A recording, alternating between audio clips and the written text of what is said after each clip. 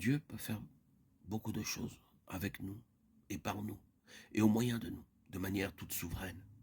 Mais ce ne sera jamais et au grand jamais satisfaisant pour Dieu. Il nous veut dans sa communion. Il veut la place, ni comme souverain, ni comme despote, mais comme Père. C'était ce que signifiait ce mot sur les lèvres du Seigneur Jésus. Il les enseignait à prier Père. Cette relation entre Christ et Dieu, comme son Père, signifiait que Dieu avait la place dans le cœur d'un homme. La Bible tout entière traite de cela. C'est le problème central. Dieu veut avoir une place dans le cœur de l'homme.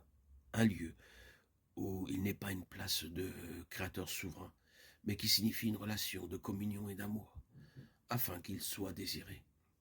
L'Ancien Testament est plein de cela, en type et par de nombreuses illustrations.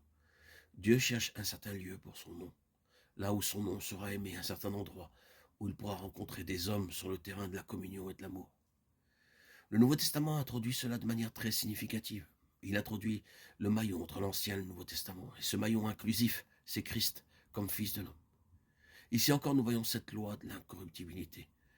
C'est ce qui ira jusque dans l'éternité. Il y a là quelque chose que Satan ne peut pas détruire, quelque chose que la mort ne peut pas annuler.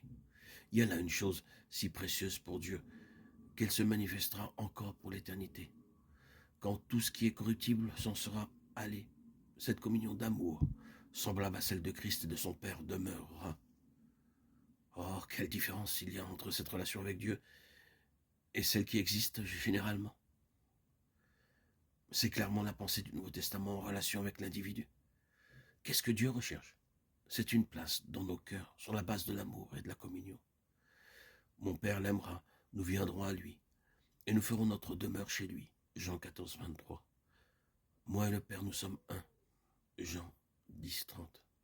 C'est aussi cela, la pensée concernant ces noyaux, ces petits lieux, ces deux ou trois qui lui donnent la place. Car là où deux ou trois sont assemblés en mon nom, je suis au milieu d'eux. Matthieu 18, 20. Et je viendrai à vous. Jean 14, 18. C'est la pensée de l'Église dans le Nouveau Testament. Qu'est-ce que l'Église signifie dans la divine pensée? C'est le lieu où Dieu aura une relation d'amour, dans une relation joyeuse, dans une communion parfaite. C'est cela, la pensée de l'Église. Ainsi donc, Christ signifiait quelque chose. Il signifiait la venue de Dieu dans ce monde, en termes de communion. Et c'est une pensée éternelle. Si nous pouvions nous projeter nous-mêmes dans les âges des âges, dans l'éternité à venir pour voir la nature des choses, et ce qu'elles seront, nous pourrions voir une harmonie parfaite entre Dieu et l'homme, plus harmonieuse que la meilleure des musiques, sans notes discordantes, sans aucune tension, sans aucune ombre, ni suspicion, sans aucun dommage. Et il n'y aura plus de crainte. Toutes ces choses seront allées.